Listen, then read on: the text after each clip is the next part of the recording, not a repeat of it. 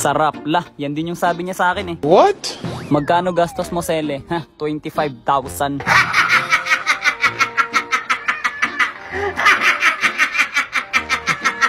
Marunong ba talaga umilag tong kalaban o sadyang banu lang ako pumana? Piling ko yung pangalawa. Nag-spawn trap. Op, 3, 2, nandito na siya sa second tower. Nandito na siya. Op, nandito na siya. Pumana. Oh, ang layo. Ang tamaan, mahina. Ayun, tinamaan. Teka lang.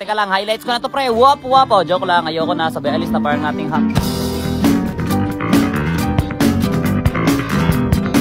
May magandang skin ngunit pangit na galaw. Ang galing, kaharap na, hindi pa rin tinamaan. Low health na ang kalaban nung pinana, hindi na naman tinamaan. Kaya ang ginawa nila, lapitan. Spawn trap malala, hindi pa rin nadala. Talagang tinamaan ng hangin bigla. Ang layo nun ah. Nyaw, sala. Nyaw, sala. Nyaw, sala. Nyaw, ang galing. Kalmot, sabay dash out. What are you doing? GP. Isa pa, dapat may highlights ako. Eto, Selena, pumana. La, tower hug. Ikaw naman pumana, be. Ala, tinamaan ako. La, chamba lang yun, chamba. O, teka lang, chamba. Ngayon ka sa akin, may dalaw ako at saka ikaw rin. Buti may recall. Ang lumilipad na kalabasa.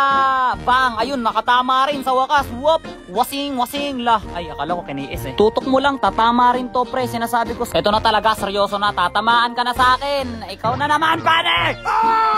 Naiinggit siguro yun kasi maganda skin ko. Siya wala, kawaala. Tingnan mo, sinusugod na naman ako. Kala mo araw-araw Pasko. Hoy, hindi mo na ako mapapatay ngayon. Pagpapana kasi pre, dapat pinag-iisipan mong maigi kung saan mo ipapatok yung pana mo. Tingnan mo, di ba, napana ako. Pero anyways, okay lang yan kasi papanayin ko siya pag siya lumapit sa akin. Tamo, na-stun na naman ako. 2 pana. Ano yun? Isang highlight lang talaga kailangan ko, pre. Ayan, oh. Wasing pack. Ayun, pwede na to. Okay na to. May highlights na ako.